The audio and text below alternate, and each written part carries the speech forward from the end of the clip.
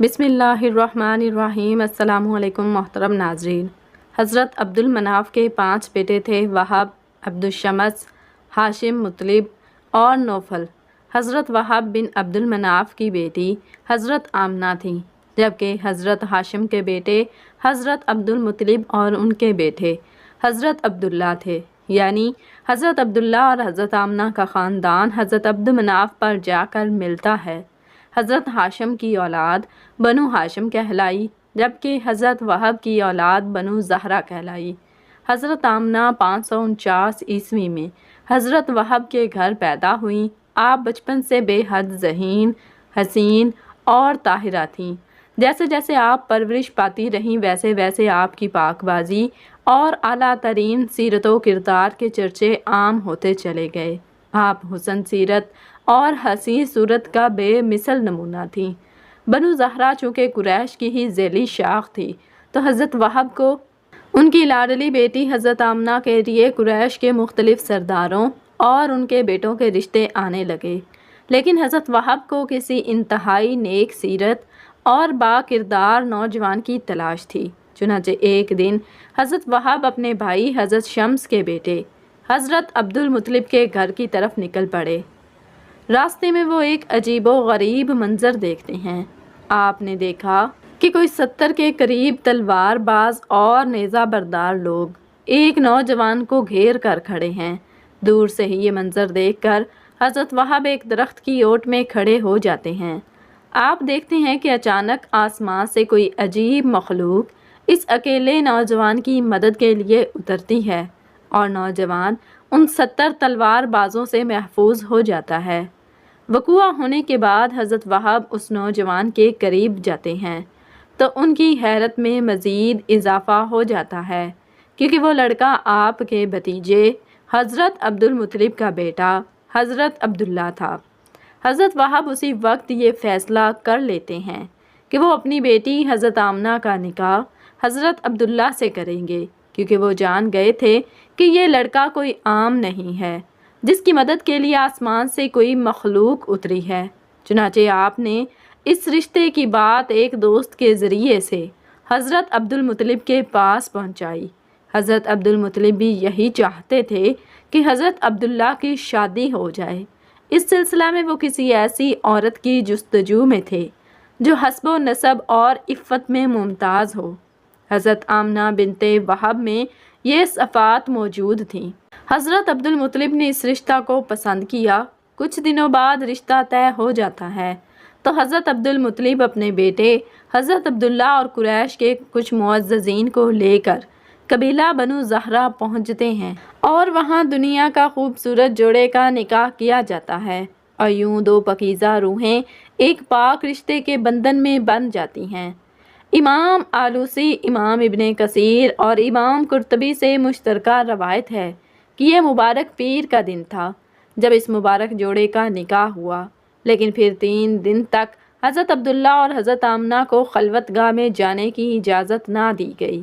اس کی ایک وجہ تو یہ تھی کہ حضرت جبرائیل امین علیہ السلام نے حضرت عبداللہ کو بتایا تھا کہ شب زفاف جمعرات کے دن ختم ہونے کے بعد شب جمعہ کو ہوگی، اور دوسری وجہ یہ بتائی جاتی ہے کہ یہ مکہ کے قبیلوں کا رواج تھا کہ شادی کے پہلے 3 دن تک نئے نکاح شدہ جوڑے کو تنہا نہ چھوڑا جاتا۔ پھر شب جمعہ کی وہ مبارک گھڑی آ گئی جب حضرت جبرائیل امین علیہ السلام 70,000 فرشتوں کی سرداری میں تشریف لائے اور آ کر کعبہ پر ہلالی پرچم لہرایا کہ دنیا والوں کو خوشخبری دی کہ آج نور محمدی صلی اللہ علیہ وسلم صلب پدر سے رحم مادر میں منتقل ہو جائے گا۔ ایسا ہی ہوا۔ شب جمعہ کو حضرت عبد المطلب نے بنو زہرہ میں قیام کے دوران ہی نکاح کے تیسرے دن حضرت عبداللہ اور حضرت آمنہ کو خلوت گاہ میسر فرمائی، اور یہ مقدس اور دل اویز نور حضرت عبداللہ کی پشت مبارک سے حضرت آمنہ کے بطن مبارک میں منتقل ہو جاتا ہے، اور سرور کائنات آقا نامدار حضرت محمد مصطفیٰ صلی اللہ علیہ وسلم کی بشری ولادت کی تشکیل کا اہتمام شروع ہو جاتا ہے۔ اسی رات ابلیس لعین کا تخت الٹ گیا، اور یہ مردود بارگاہ الہی میں 40 دن بحر و بر میں مارا پھرتا رہا۔ اور فرط غم و کثرت غیظ و غضب میں سیاہ و سوختہ ہو کر کو ابو قبیس کے دامن میں آ کر رونے لگا۔ حضرت ابن عباس رضی اللہ تعالیٰ عنہ سے روایت ہے، سند صحیح کے ساتھ مروی ہے، جس رات نور محمدی صلی اللہ علیہ وسلم حضرت آمنہ کے سپرد ہوا، اس کی تمام کہنوں کو اطلاع ہوئی اور وہ ایک دوسرے سے مشورے کرنے لگے۔ مشرق و مغرب کے چرند و پرند بحری جانوروں نے ایک دوسرے کو مبارکباد دی کہ وہ وقت آنے والا ہے جب کہ خطہ زمین نور مصطفیٰ سے منور ہو جائے گا۔ قریش کے پالتو جانوروں نے آپس میں کہا کہ جناب آمنہ نور مصطفیٰ صلی اللہ علیہ وسلم سے مشرف ہو گئی ہیں اور ان سے ایسی شخصیت ظہور میں آئے گی جو زمیں کی امی اور اس کی ظلمت کو دور کرنے والی ہوگی۔ یہ بھی کہا گیا کہ تمام دنیا کے بت دوسری صبح سرنگو پائے گئے۔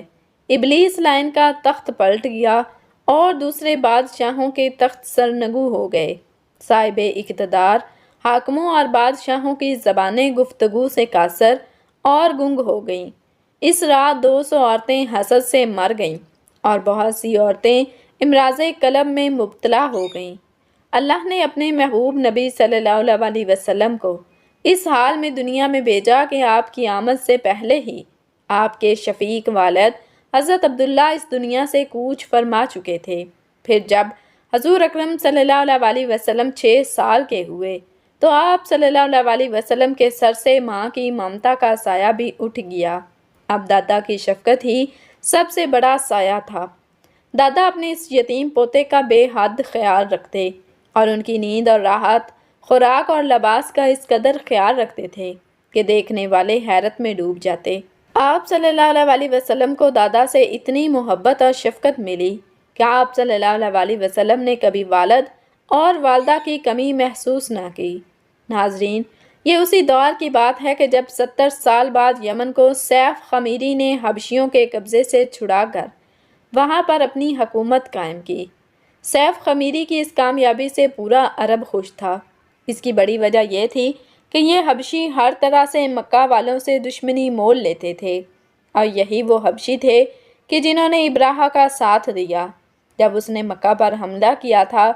خیر، مکہ سے ایک وفد یمن کے نئے بننے والا بادشاہ سیف حمیری کی مبارکباد دینے کے لیے روانہ ہوا۔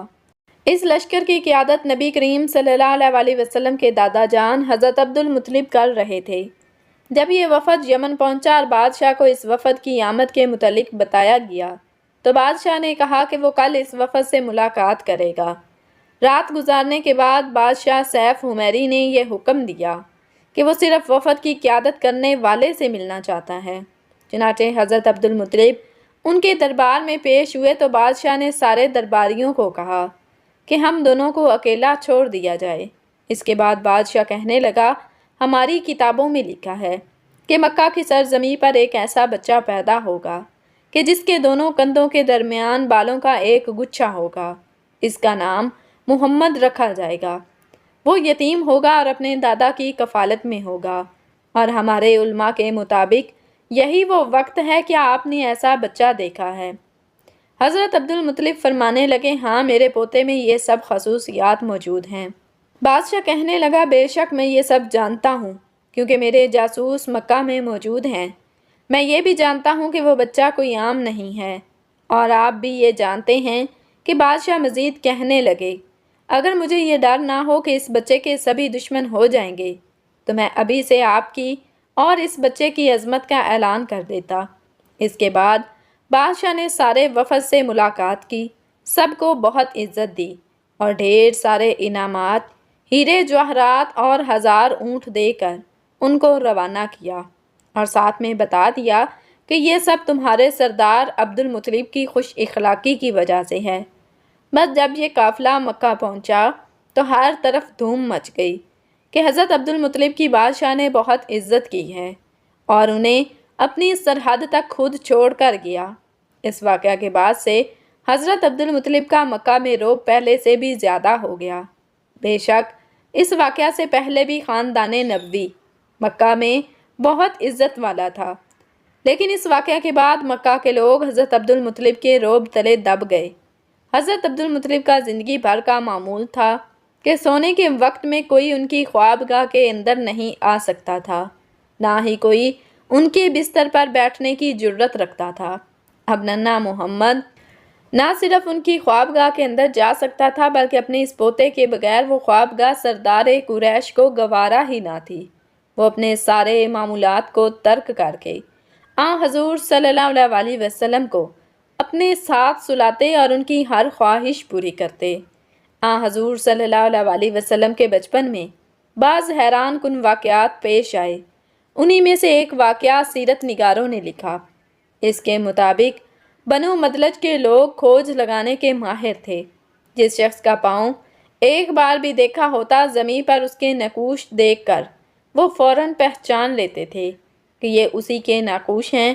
ایک مرتبہ یہ لوگ مکہ میں آئے تو انہوں نے عبد المطلب سے ملاقات کے دوران کہا، اپنے اس بچے کی بہت حفاظت کرنا کیونکہ یہ عام بچہ نہیں ہے۔ اس کے قدم سے زیادہ مقام ابراہیم پہ لگے۔ قدم سے مشابہ کسی شخص کا قدم ہم نے کبھی نہیں دیکھا۔ ناظرین، حضرت محمد صلی اللہ علیہ وسلم کی عمر مبارک جب 8 سال ہوئی تو اللہ پاک کی طرف سے ایک اور آزمائش آ گئی۔ آپ کے دادا جان کا آخری وقت تمام اہل و عیال حضرت عبد المطلب کے گرد جمع ہیں۔ عربوں کی یہ روایت تھی کہ جب بھی کوئی بزرگ موت کے قریب ہوتا تو وہ اس کی شان میں اشعار پڑھتے تھے، اس لیے سب اپنے اپنے اشعار پیش کر رہے تھے۔ حضرت عبد المطلب کی آنکھیں نقاہت کی وجہ سے بند ہو رہی تھیں۔ تمام اہل و عیال کو حضور صلی اللہ علیہ وسلم کے ساتھ حسن سلوک کی وصیت فرمائی۔ خصوصی طور پر حضرت ابو طالب کے ہاتھ میں حضور نبی کریم صلی اللہ علیہ وسلم کا ہاتھ دے کر فرمایا، اے میرے بیٹے سن لے اور یہ ذہن نشین کر لو کہ یہ کوئی عام نہیں بلکہ اللہ کا خاص بندہ ہے جس کے قدم کے نشان ہمارے جد امجد ابراہیم کے قدموں کی تصویر ہیں۔ اب میرا بیٹا تمہاری تحویل اور کفالت میں ہوگا، اس کا خاص خیال رکھنا۔ سبھی خاندان والے سن رہے تھے اور غم سے نڈال تھے۔ اللہ تعالیٰ نے حضور صلی اللہ علیہ وسلم کی مدد فرمائی اور ان ظالموں کی سازشوں کو ناکام کر دیا۔ مکہ کے کافروں نے بیچارے کمزور مسلمانوں کو اپنا نشانہ بنایا اور ان کو تڑپا تڑپا کر دل کی بڑاس نکالنے لگے۔ اس کام میں مکہ والے تنہا نہ تھے بلکہ بہت سے دوسرے قبیلے بھی ان کا ساتھ دیا کرتے تھے۔ دن بدن ان کے ظلم و ستم بڑھتے ہی جا رہے تھے۔ ان میں کچھ ایسے بھی بے رحم تھے کہ جن کے سینوں میں دل ہی نہیں تھا بلکہ پتھر کے ٹکڑے تھے۔ ان لوگوں نے بے بس مسلمانوں کو قید کر کے بہت مارا، پیٹا نہیں بھوکا پیاسا رکھا، مکہ کی تپتی ریت پر لٹا کر لوہے کی گرم سلاخوں سے داغا۔ انہی بے بس مسلمانوں میں حضرت عمار بن یاسر رضی اللہ تعالیٰ عنہ بھی تھے کہ جن کو مکہ کے ظالم لوہے کی زریں پہنا کر دھوپ میں لٹا دیتے اور اس تپتی زمین پر انہیں اتنا زیادہ مارتے کہ وہ بے ہوش ہو جاتے۔ انہی کمزور مسلمانوں میں حضرت خباب بن حارث رضی اللہ تعالیٰ عنہ بھی تھے کہ جن کے سر کو لوہے کی گرم سلاخوں سے داغا جاتا۔ ایک دن تو ظالموں نے حد کر دی کہ کوئلہ دہکا کر اس پر حضرت خباب کو لٹا دیا اور یہاں تک کہ وہ کوئلہ ان کے خون سے ٹھنڈا پڑا۔ انہی مظلوم مسلمانوں میں حضرت بلال حبشی رضی اللہ تعالیٰ عنہ بھی تھے کہ جو بنو امیہ بن خلف کے غلام تھے۔ جب حضرت بلال رضی اللہ تعالیٰ عنہ نے اسلام قبول کیا تو ان کے مالک نے ان کا کھانا پانی بند کر دیا، اور پھر جب حضرت بلال حبشی رضی اللہ تعالیٰ عنہ بھوک پیاس سے بے حال ہو جاتے تو ٹھیک دوپہر کے وقت وہ ظالم حضرت بلال حبشی رضی اللہ تعالیٰ عنہ پر گرم تپتی چٹان رکھ کر انہیں دھوپ میں لٹا دیتا تاکہ وہ اسلام کو چھوڑ دیں۔ لیکن حضرت بلال حبشی رضی اللہ تعالیٰ عنہ ان سبھی تکلیفوں کو برداشت کرتے اور اپنی زبان سے صرف ایک ہی لفظ کہتے کہ میرا اللہ صرف ایک ہے، اس کے علاوہ کوئی دنیا کا مالک نہیں۔ حضور صلی اللہ علیہ وسلم جب بھی حضرت بلال حبشی رضی اللہ تعالیٰ عنہ کے پاس سے گزرتے تو ان کی ایسی تکلیفیں دیکھ کر آپ صلی اللہ علیہ وسلم کی آنکھوں میں آنسو بھر آتے اور پھر حضرت بلال حبشی رضی اللہ تعالیٰ عنہ سے فرماتے، اے بلال صبر کرنا، اللہ تمہیں اس کا بہتر بدلہ عطا فرمائے گا۔ بات یہاں تک نہ تھی بلکہ ایک دن آپ صلی اللہ علیہ وسلم کی دو بہت چہیتی بیٹیاں حضرت رقیہ اور حضرت ام کلثوم رضی اللہ تعالی عنہا کو بھی اچانک طلاق دے دی گئی تاکہ آپ صلی اللہ علیہ وسلم پوری طرح ٹوٹ جائیں اور اسلام کی دعوت دینا چھوڑ دیں، کیونکہ جب حضور صلی اللہ علیہ وسلم نے جب مکمل طور پر اپنے نبی ہونے کا کھلا اعلان فرمایا تو ابو لہب نے حضور صلی اللہ علیہ وسلم کو گالیاں دینا شروع کر دیں اور کہنے لگا، اے محمد صلی اللہ علیہ وسلم، تیرا برا ہو۔ تو اس پر اللہ نے قرآن کی آیتیں نازل کرتے ہوئے فرمایا کہ برا تو ابو لہب کا ہوگا۔ حضرت رقیہ رضی اللہ تعالی عنہا اور حضرت ام کلثوم رضی اللہ تعالی عنہا آپ صلی اللہ علیہ وسلم کے بیچ کی دو بیٹیاں ابو لہب کے دو بیٹوں عقبہ اور عتیبہ کے ساتھ نکاح کے رشتے میں تھیں۔ وہ دونوں لڑکے اپنے باپ ابو لہب کی طرح بے رحم انسان تھے اور اسلام کے کٹر دشمن تھے۔ حضور صلی اللہ علیہ وسلم نے ان دونوں بیٹیوں کا نکاح تو ابو لہب کے لڑکوں سے ہو گیا تھا، لیکن ابھی تک رخصتی نہیں ہوئی تھی۔ چنانچہ ایک زمانے تک ابو لہب کے ان دونوں لڑکوں نے حضور صلی اللہ علیہ وسلم کی لڑکیوں کے ناک میں دم کیسے رکھا اور کڑوی کڑوی باتوں سے ان کے دل چھیدتے رہے، لیکن بد نصیب ابو لہب کو اس سے بھی سکون نہ ملا اور آخر ایک دن اپنے لڑکوں سے کہنے لگا کہ اگر تم محمد صلی اللہ علیہ وسلم کی لڑکیوں کو طلاق نہیں دو گے تو تم پر میرا گھر حرام ہے۔ باپ کے حکم پر یہ دونوں لڑکے حضور صلی اللہ علیہ وسلم کے پاس پہنچے۔ اس وقت آپ صلی اللہ علیہ وسلم کعبہ شریف کے پاس بیٹھے ہوئے تھے کہ اچانک پیچھے سے جا کر ان دونوں لڑکوں نے حضور صلی اللہ علیہ وسلم کو دھکا دیا اور پھر ایک نے آپ صلی اللہ علیہ وسلم کا گریبان پکڑ کر اتنی زور سے گھسیٹا کہ آپ صلی اللہ علیہ وسلم کا گریبان بھی پھٹ گیا۔ بہت ساری صحیح احادیث مبارکہ میں روایت ہے کہ اس شب کو عالم ملکوت میں ندا کی گئی کہ سارے جہان کو انوار قدس سے منور کرو اور زمین و آسمان کے تمام فرشتے خوشی اور مسرت میں جھوم اٹھے، اور دروغہ جنت کو حکم ہوا کہ فردوس اعلیٰ کو کھول دے اور سارے جہاں کو خوشبوؤں سے معطر کر دے۔ زمین و آسمان کے ہر طبقہ اور ہر مقام میں خوشخبری سنا دے، اور ایسا کیوں نہ ہوتا کہ تمام خیرات و برکات، کرامات و سعادات اور انوار و اسرار کا مصدر اور مبدأ خالق عالم اصل اصول بنی آدم کے اس عالم میں تشریف آوری اور اس کے ظہور کا وقت قریب آ پہنچا ہے۔ یقیناً تمام جہان والوں کو منور و مشرف اور مسرور ہونا چاہیے۔ ناظرین، معجزہ تو دیکھیے کہ حضرت آمنہ کے بطن اقدس سے رسول اللہ صلی اللہ علیہ وسلم کے سوا اور کوئی فرزند پیدا نہ ہوا، اور نہ ہی حضرت عبداللہ سے حضور کے سوا کوئی اور فرزند پیدا ہوا۔ سبحان اللہ! دیکھیے، اللہ پاک نے اپنے جس پیارے محبوب کے لیے یہ کائنات سجائی تو پھر ان کی ولادت پر بھی بے شمار معجزات رہنما فرمائے۔ اللہ تعالیٰ ہمیں نیکوکاروں میں شامل فرمائے اور ہمارا خاتمہ ایمان پر فرمائے۔ آمین ثم آمین۔ ناظرین، کمنٹ باکس میں ایک بار صلی اللہ علیہ وسلم ضرور ٹائپ کیجئے گا۔ جزاکم اللہ خیراً کثیرا۔